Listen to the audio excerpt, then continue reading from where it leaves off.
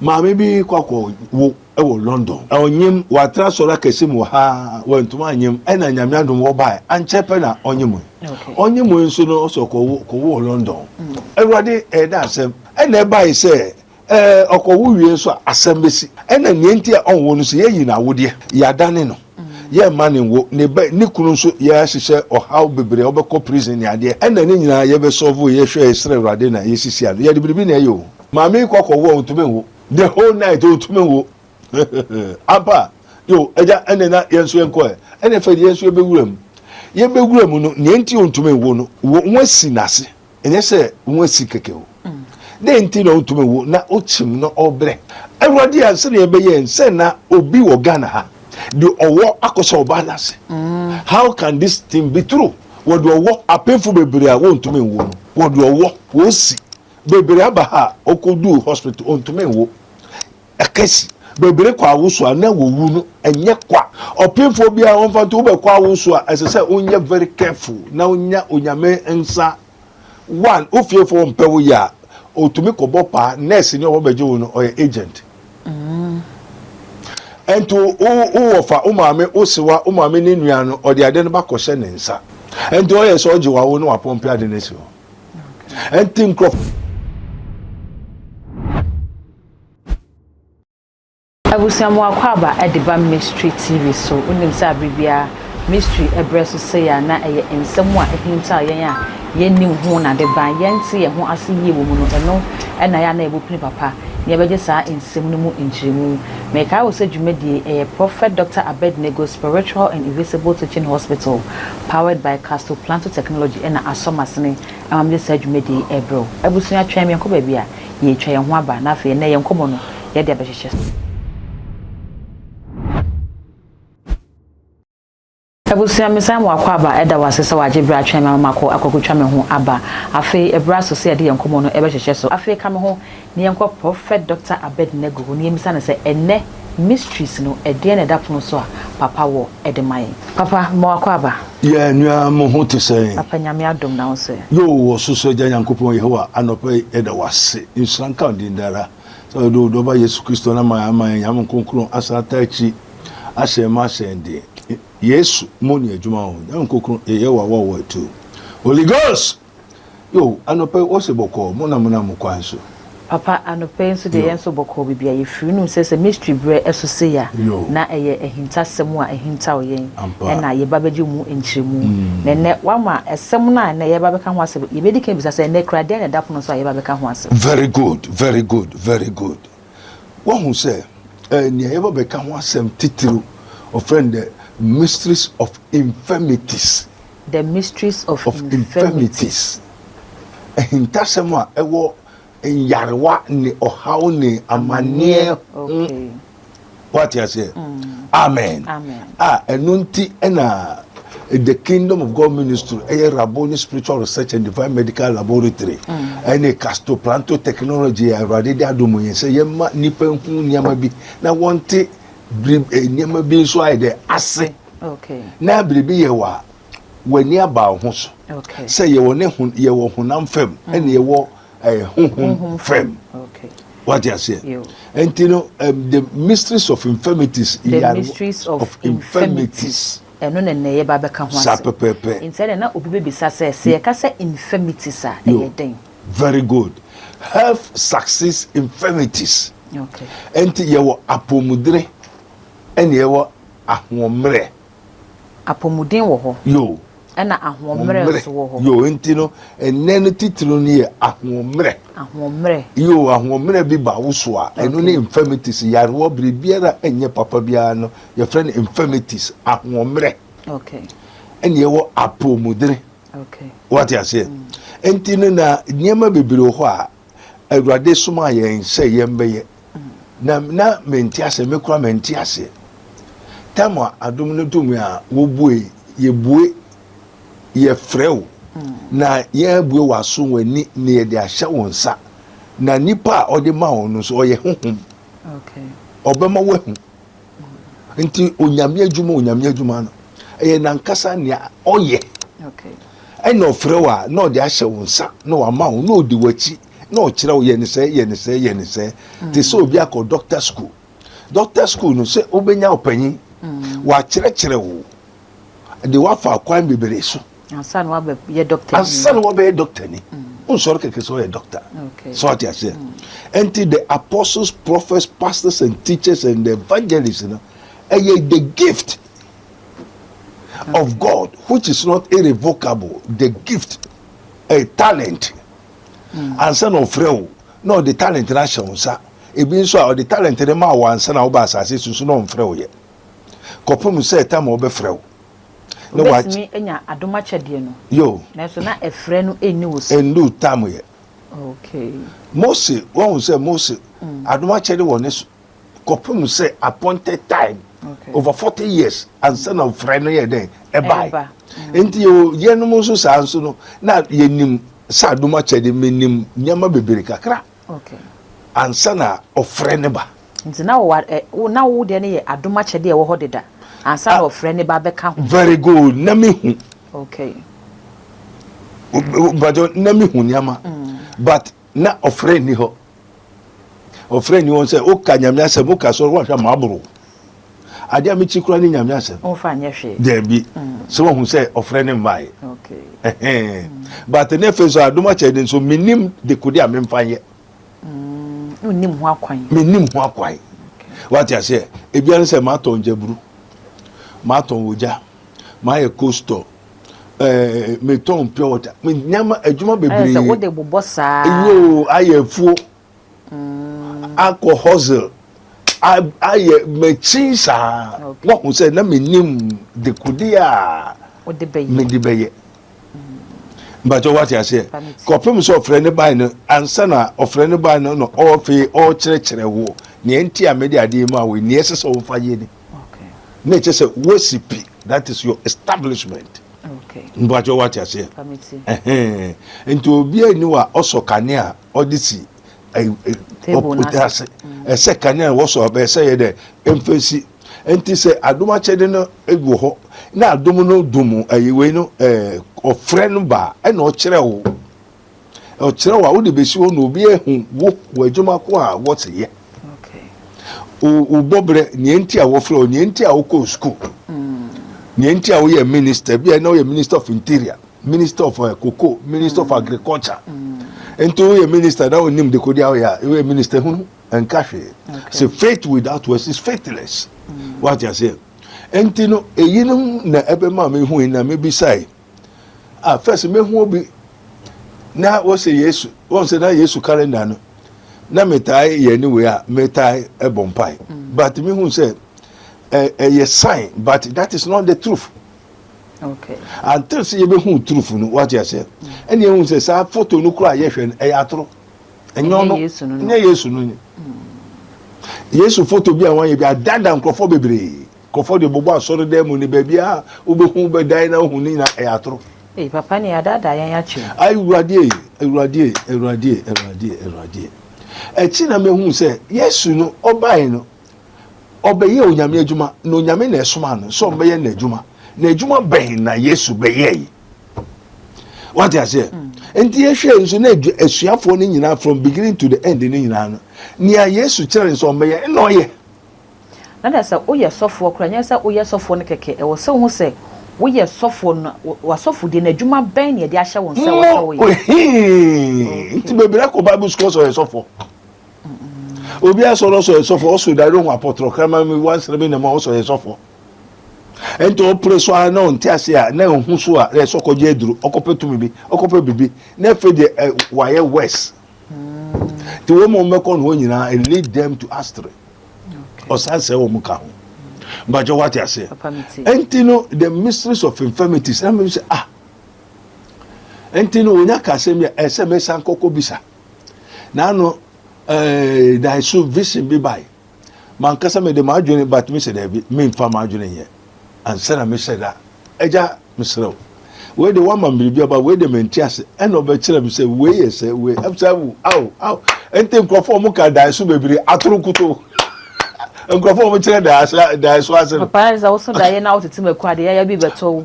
Also da na wudi wo a wo be yese. Bebre atronkuto. Na ya tronkwa. Akomatu ene atronkom se ehwanhwan kuto. What you say? But it was significance. It was siankasa. Okay. And the Daniel no was saying the power, the excellence, wisdom of God. That's the skills to understand the hieroglyphics. And you Nyankopon ne nsisai ne what you say? We call it picture writing. That is what is a picture. Ubo hu say dua be si ho. Esi dua no eye kasa. Ubo hu nsuo eye kasa. Ade na hu photo no eye kasa. Enya se wo hu no se nsuo ente ye nsuo keke. There be eye kasa. Kasa wo ha eke. Mo. Enti madwuwa na so okay se Awurade se member ya. Me ye ne den no wa ye se. Me bisasa no wa dan ne se. Me bisasa ade ne nyina so the picture. And said if they say unya time na unko school na unsua the picture die so unsua die so ne kasa. What you say? Okay. Enti no ye be hwe no fi na no na ye bompai so. Ma me bi kwakwo wo e wo London. Onyim watra sora kese mu ha wantuma anyim e na nyame adom wo bai anchepe na onyim. Okay. Onyim nso no so ko wo London. Ewrade e da asem e na bai say okowu wie so asembesi ena nienti a onwo no so yeyi na wode ya dane no ye mane wo ne kunu so ya hihye ohaw bebre obekọ prison ya de ena ne nyina ye be solve ye hwe esre Awurade na yesisi ado ye de biribi na eyo maami kokọwo ontumenwo the whole night ontumenwo apa yo eja ene na yenso enko ene fa yenso ebewuram no nienti ontumenwo no wọ́n si nase ẹ̀yẹ́ sẹ́ wọ́n si kẹ̀kẹ́ o dẹ́ ntí na ọ̀tún ẹ̀wọ̀ na ọ̀kyìm na ọ̀brẹ̀ Awurade a sẹ́ni ẹ̀ bẹ́yẹ nsẹ́ na obi wọ̀ Ghana ha de ọwọ́ akọ̀sọ̀ ọba nase how can this thing be true wọ́n de ọwọ́ apẹ́fọ́ bebree a wọ́n ntúmẹ̀ ẹ̀wọ̀ no wọ́n de ọwọ́ wọ́n si bebree aba ha ọkọ̀ du hospital ntúmẹ̀ ẹ̀wọ̀ ẹ̀kẹ́sì bebre kwa awusu ana wowu no enye kwa opinfo bia won fa to be kwa awusu a esese onye very careful na onya onyame nsa one ofiefo mpewo ya otumi kobo pa nurse ni obo beje wo no oye agent ento o ofa o maame osiwa o maame ni nua no ode ade no ba kohye ne nsa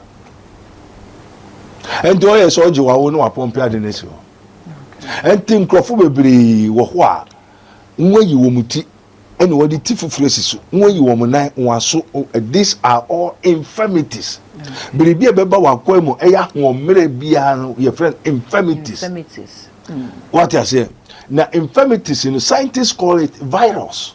Okay. What you say but we the true men of God as Jesus Christ pronounced that these are sicknesses and diseases. Okay. Yareni daddy or yareni or how bebre that is all infirmities. Entino ye be hwe no na saade no efemi bebisa Awurade sa yare wa no ne ade ni nyina ansa na obekire enye obonsam wambɔhwe o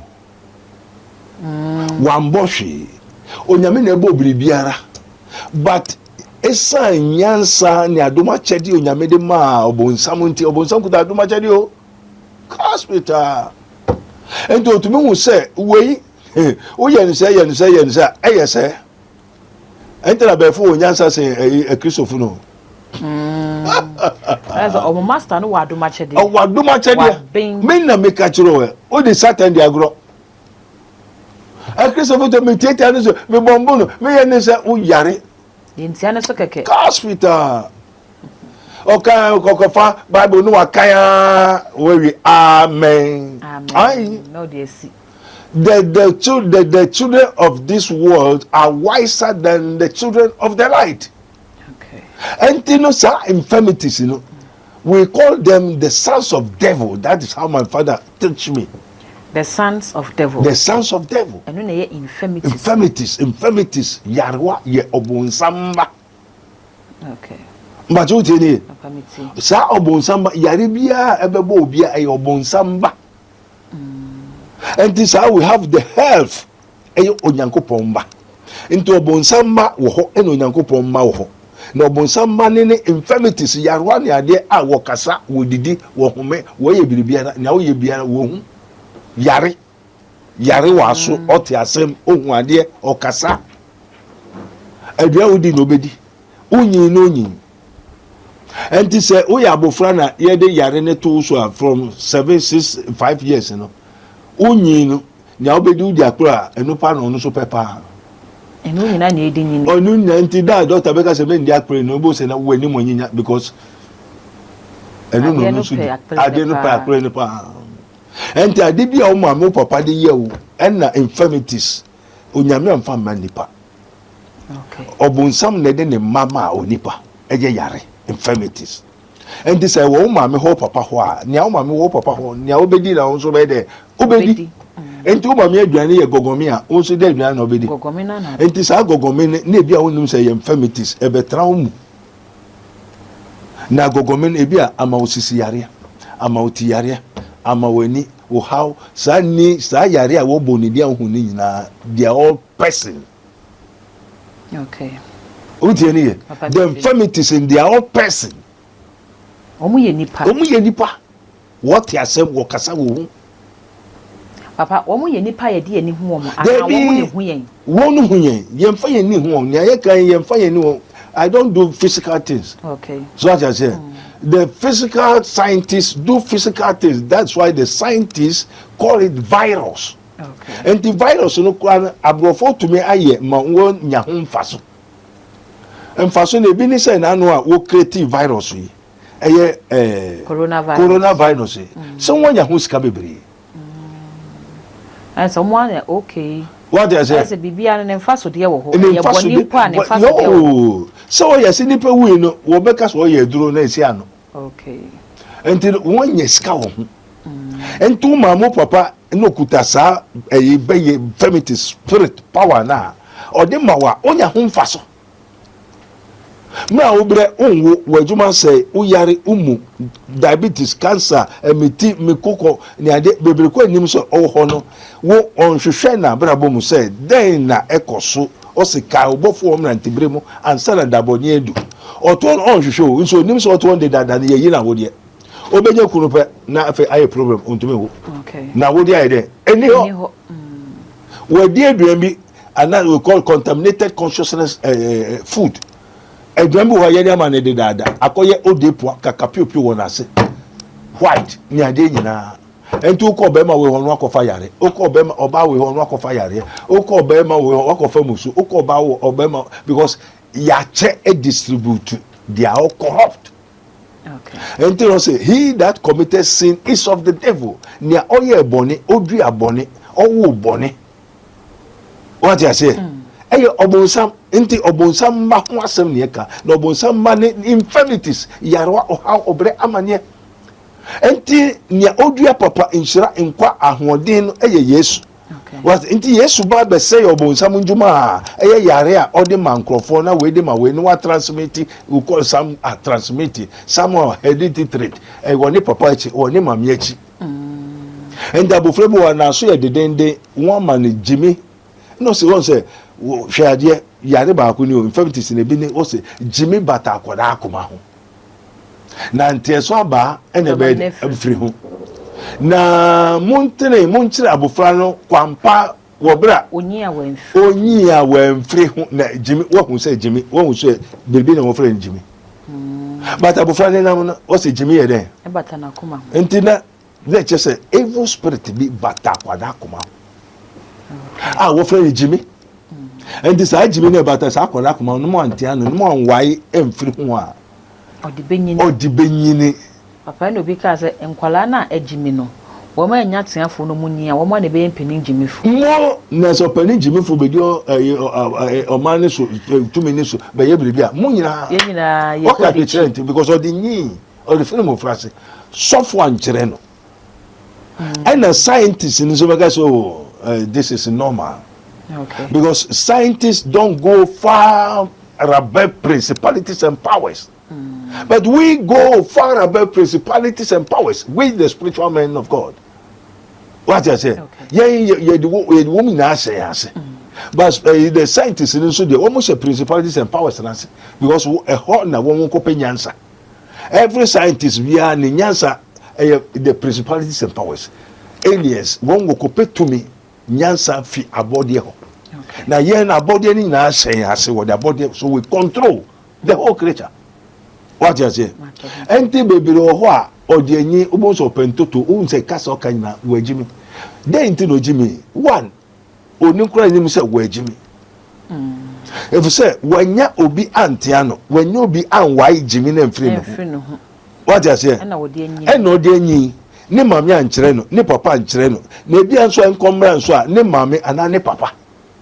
Ababa bi okwakosie obi sesi a wa ya ontumi nware ontumi nwo niam nyina ono so midwife yi na obai mama so de oja wo yo awrade kan koda asena me ya de papa de na yesa kan koka kire oba no na mo hwe ni ye aba me ne da fa no hu se ne papa ba de ade abona ase da asema ada ode makwa abenigo ne ebubo me me na me no da kakra we ya asema okọ na wo mbabubo me enti ne twa na me ye last one answer ene wo kwen ya na adechi ene obo amane so ye we na papa uni mo ba no wa obewu maame o papa uhu he na ohu ne papa ina na no obeda wo sunsun ne papa nti ne papa honhom ene ababa ne honhom wo ware ya sana baba no betuma nya kuna ayen this will break sa sunsun aware no awo one ne papa ntem ene ne papa ne so ne no awo aware na wo a wo bewu no enye onipa ba ayi sunsun mu ba and the sunsun mu ba no so wanwo a ene ne fibroid anopa ya baba na frame nyame ya adom wo mkokosie ne papa memne da we enti no ka onko hospital na onko check o ye ma ni wie okonya boy bi no ane patapram wanyin sen 1 month to 2 months efe se na me hwe no ka ko doctor na me hwe ade won se doctor no omo wade a wo de hu abofra no ase hu fibroid enti na je ni papa ne nyim no wanwo enti se ye hwe na okoyi fibroid no se nyanyin sendia se nkanyin sen ni hodia anka ye wade a ye be fibroid no okay but se na anya germinate na aso abofra wo mu no made by force by spiritual na bia na akofate akwada no there so ko hospital na wotwa no woyi fibroid no ansa na abofra na tumi ade enyin because in the odi no evil spirit a fibroid infirmities no sa odidifo ni tiko no abeku yare enti aduane a esa abofra ni di no fibroid na ejidi na bebre kura ni say fibroid is an evil spirit. White man will tell you it's a virus. And to me, a machine crown the virus action. Virus means sickness, infirmities. Okay. I ever say machine, ever say be the but what I say? And you know, as I say, we virus, you know, fibroid near there. If you understand what my there, and yes, abufra tantan or bonsambano, fibroid, no, benyi na kwaranaka. Na akwala na ntimi enyini amba. Akwala ntimi enyini amba. And my baby, I want to be winning. This is the cause, the source of all the phenomenons. This thing is, when we say Africa, we don't have the University of Philosophy. Okay. Just a year, you person Elle Hade Barim University. What I say? To let them know. Now, who say Bibi Yewa, and Sorikeke, Usisi Koko, Amama Niadena, they are all infirmities. Okay. What I say? Na me wo edura yetumenia, but normally I use the spirit to do more spiritual works. Okay. More than the herbal and the distance. Me herbal me any na what I say. But mostly no fakesia ne essence is spiritual, you know. Okay. We have to tackle the spiritual first. And to a rock ni nya spiritual ne pe uso nsukra no na why there at all. And this 1 year spiritual name free wa. Obanu mo duro for 100 years. If say eduro enka yare no ejuju nu kakra na aside there aba into obi so tu yare bi ase a only Jesus Christ. Okay. What you say? Okay. And Jesus so kire say yare no kran okọ side there esanba. Majo what you say? Entino nia Yesu be ye ya ofresu ya fo no o kire wo mu no eye infirmities Matthew 10:1 also when he has called unto him the 12 disciples, he gave them power against unclean spirits to cast them out and to heal all manner of sickness, all manner of diseases. These are all infirmities. And the Jew way na Yesu beye enya sorry. Enya son bon sem onya me say ayeyi omba two jom sa be 30 minutes 40 hours. After how for the whole day. Ebi ho be ya konchi sa entire yare no. Entunu e mani hu.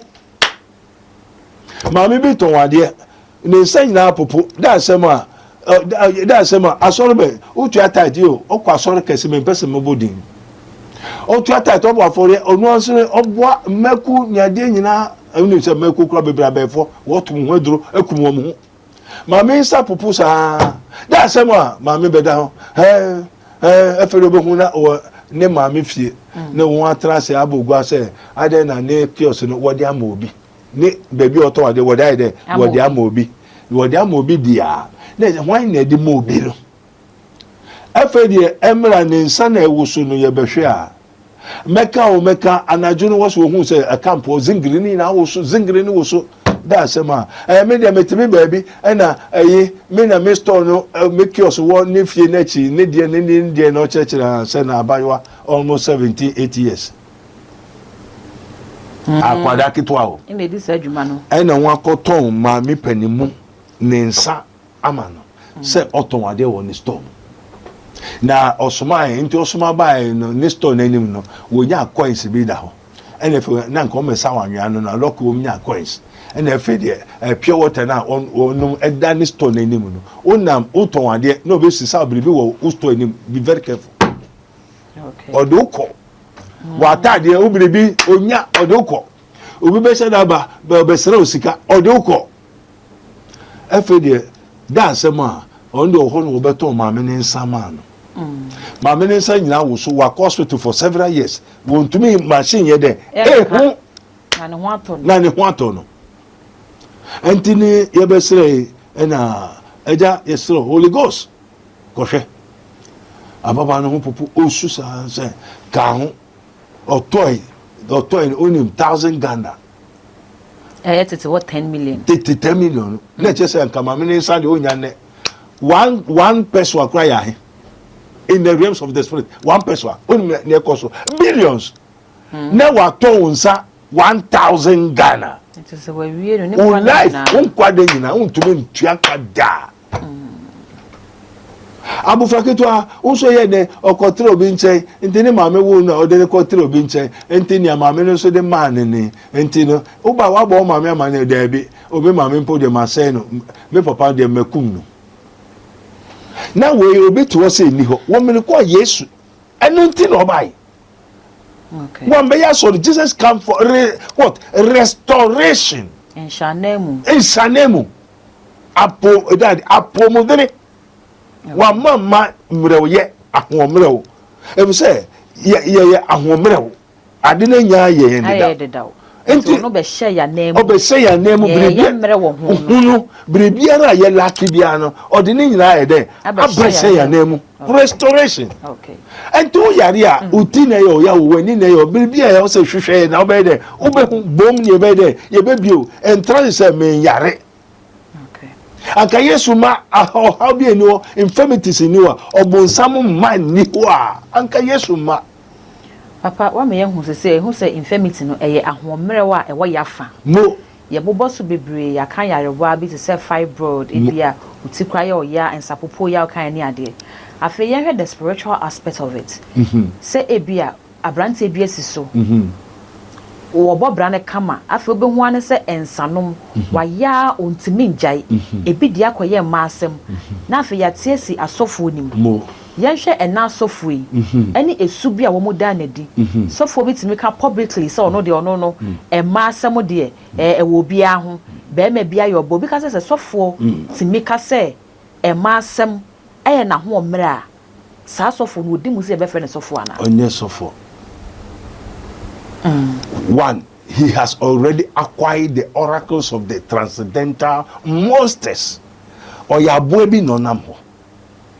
Then yen the spiritual ye be aboa kon ye so yo kraman aponchi ogwan double o mampam because adwamambo eye honhombone eye all infirmities ento no oye mrewo aye dade ho adwamambo ho a na chese yaye na aboa bi a te sa aboa okraman ni ade na chese ade chi ade sound eye hina onya wono obede ono beda okay enti sa ni pa sa sofo no oyare oy den ko sofo ono asa no yare awie o say you when asimpe na wo hu na we you there o yare onya anu adure o so se ko sofo o ko sa den yare say sofo a owo ahomre no o yare only kan ko yin nia so only kan ko sa no yare and some be just prophet so o preach no plan enye preach no yesu no obecheche niama esi ena wo tro to ho for our example. Until reading the Bible, preaching the Bible now, okay, how say me evangelist, me say no. Okay, ni mo juma kwa ye. Yesu face of omo juma. Okay. And the juma no yare hu tumi hu o how hu ejuma enti wo juma o de ma wo biribi hu infirmities hu ahomre bi hu ahoden anu eduro enhihye ehu nyansa na ode amawo. Now from who's a sofo, now one can say, oh, yeah, now the Kudia. But what I say, also a sofo, no one can say, oh, yeah, now any more yare. Then sofo now. Papa Bisbeka say, oh, say, yes, say, man of God. Yo, I say, oh, the kind man and son of God in the Beba. Into Obio man, dear, be beard to me to no quem. Into Secobana, say, yes, say, be a yare no yarena, a ye, send your kind of woman who bets me at this woman. Enye ya no yare say oyo nipa onipa be a man that is born of a woman is of few days and full of trouble. Enti one infirmities in your wound two mu wanom wadidi wagware washe.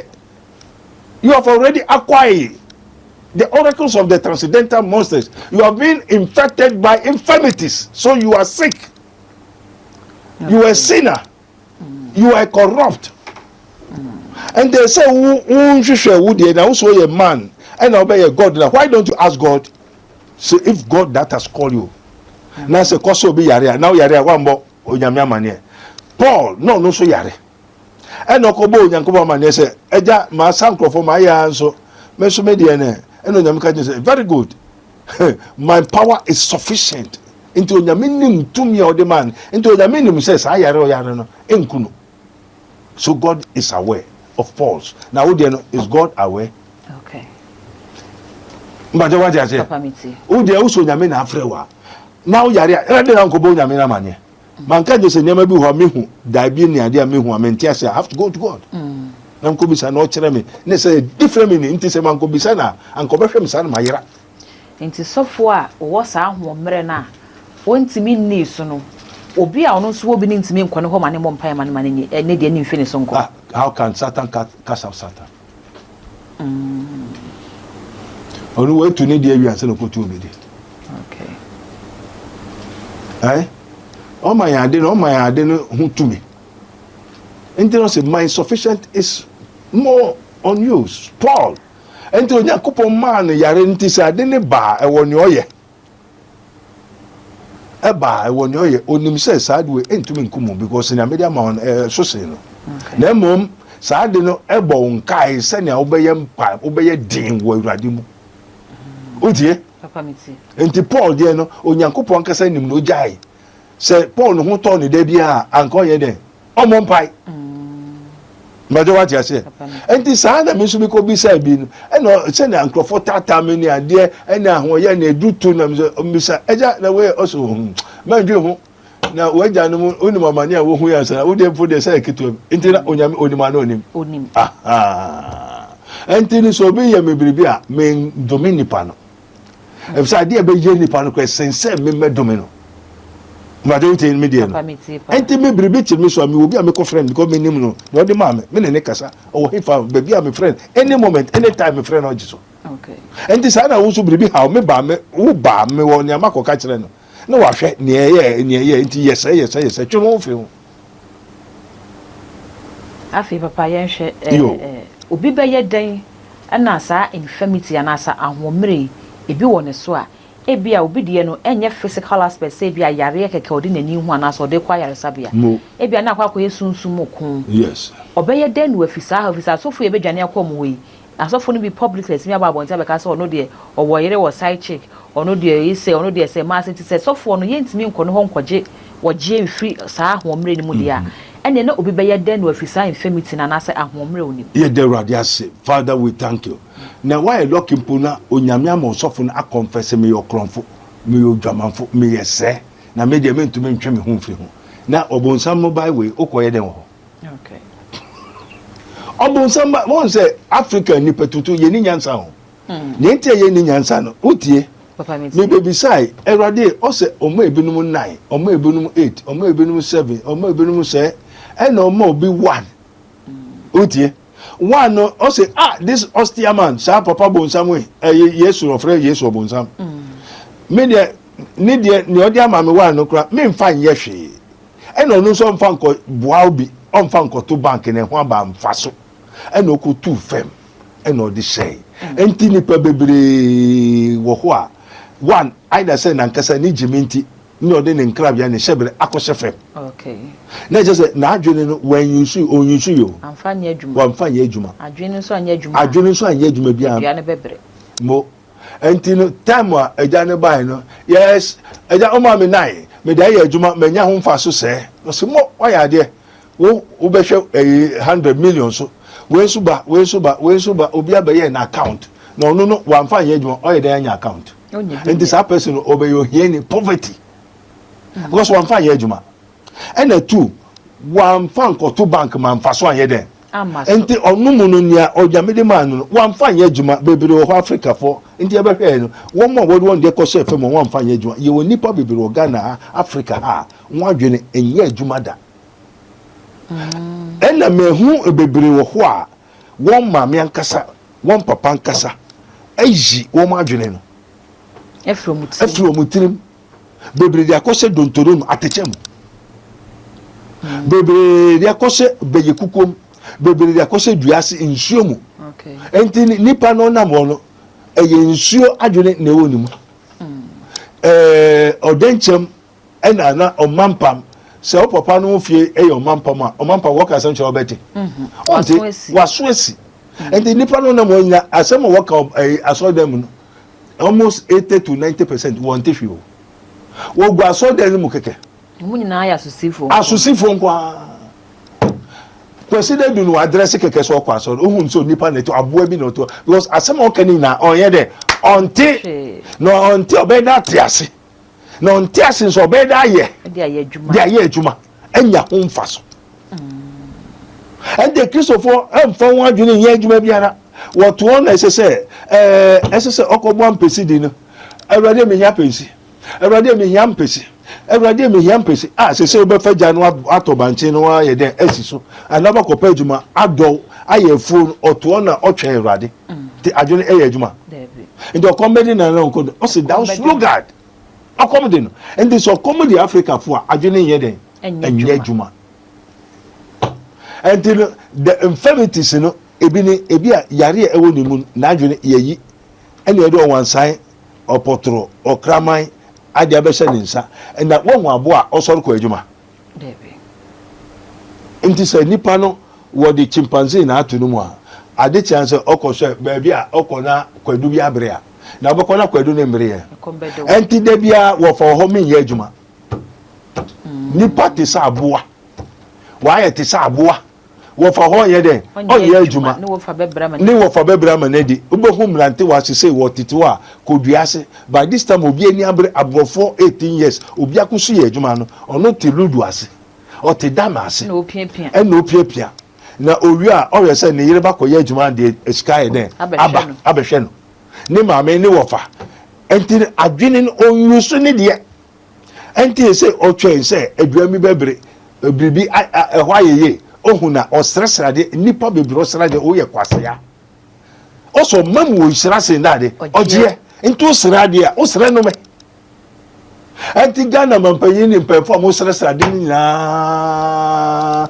ose na mo beye tire monye adua mu na obi be ma nche mo ama na de bia mu ni nam sere sere de na ye kwa amanfo ama ye ko sa amanfo ama na ekita ye chance ekuta ye chance Ghana all are infirmities ahomre ni bi ni ene o mende ya ahomre so de bia ye ko sere de bia ye ko pabusia de bia ye ko sere de ene yankasa yanjwene we don't have the school of philosophy ye wo gold bauxite manganese ni ade okay everybody me das ene everybody una de bauxite ni sha me pacho kire me se ne wo mutu ombisa on hwehwe ya ne abosi Ghana nya bauxite asa na abrofo no de omunyansa je de ko aw na wo wia hwedua odum ahaban ni ade doti ya nanu wo betutui den sukro metui Chinese funu fa anwa ne ko enfa China omukrom ma woton anwa no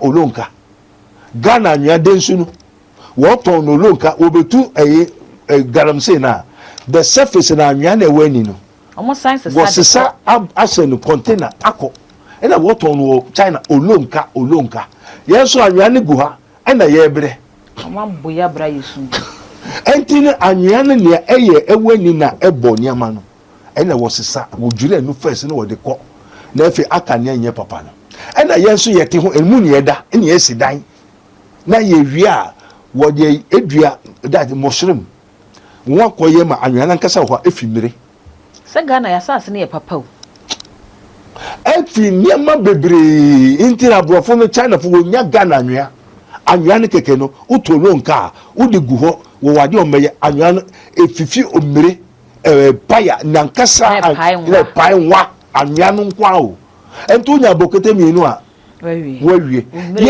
yenso ebusuan bebre ho o mo asase no so many miles square nso hia fo nkwa ene wo sra de eyaje ekpo yi wo ton asase wo ton asase no biribo no oda ko jiekpo oda ko ware aware awowo na ko jiekpo no ti ase ko fitai okoyi na pie okay entini se o ware we no okoyi na pie so ko twa asase for plot edemano wo mrekwa abrochiri woton olonka asase woton olonka ye kotwa template bum na ye wi a ye de abeje ekpo ye ko fitai na adwini nye juma na o haidai na wa ye pata dua o de ye pata na ne yere 5 ne ma 14 ne nkuma nyina onu aduane oja no wo dan ni mu enkwan ni wo dan ni mu wusi ni wo dan ni mu mako da de san nyina wo dan ni mu ho na mpa ne so hey black man all our infirmities adwene ne nye adwuma wọ́n sẹ́ wọ́n de akọ́sẹ́ fẹ́m ẹ̀ntì wọ́n fa yẹ adwuma ndí aburọ̀fọ́ ndí wọ́n de kọ́ yẹ adwuma onyame ama wọ́n bi aka ho ẹ̀nà mfaso aba ho ẹ̀nà yẹ firi ha yẹ afa kyẹnse wọ́n mìíràn kọ́ mẹ́fà nyẹ́ma ní so ha o gold bauxite diamond ẹ̀dúró kura no yẹ ahaban no bi ẹ̀nà wọ́n bẹ tẹ́ ní ọkọ̀ yẹ wíwá ní wọ́n bẹ tọ́n ẹ̀dúró no ama yẹ wọ́n mìíràn kọ́ a ní ẹ̀wọ́ de yẹ ẹ̀dúró no efiri ha ẹ̀ntì ní physical virus infirmities no ye ni ho eduro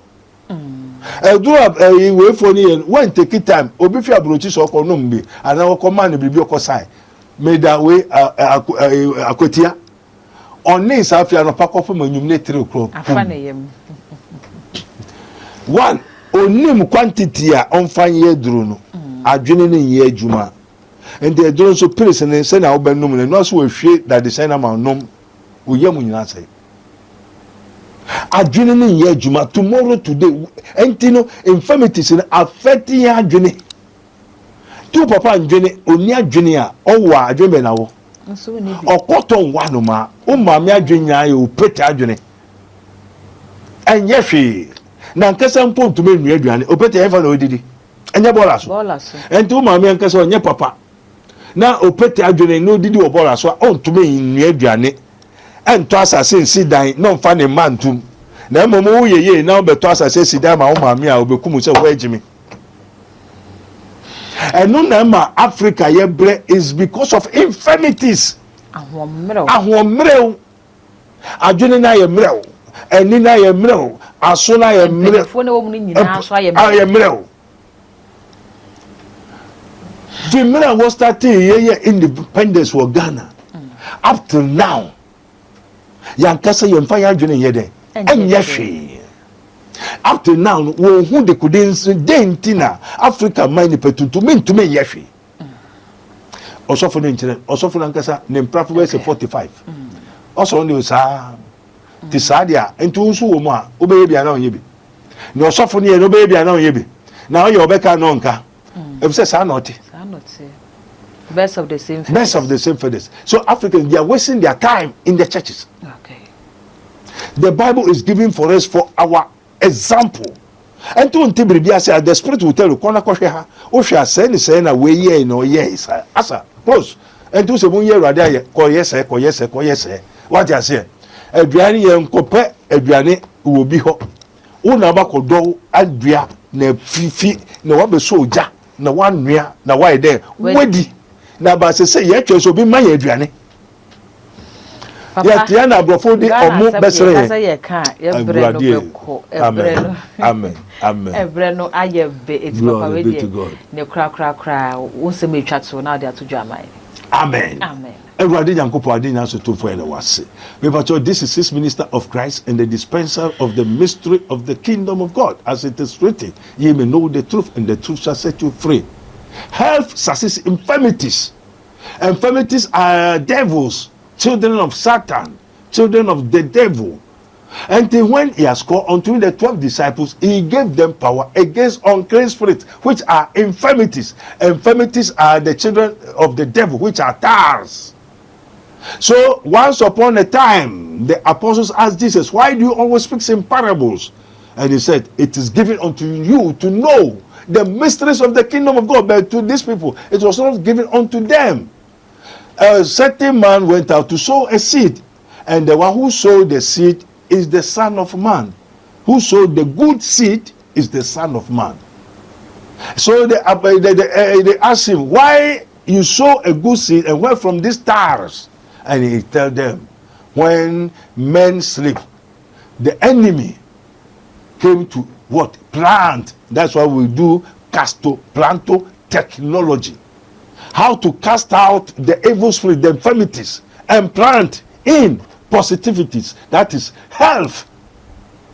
So they asked him, he said, when the enemy come in the night, he come and sow, plant. So Jesus sow seed.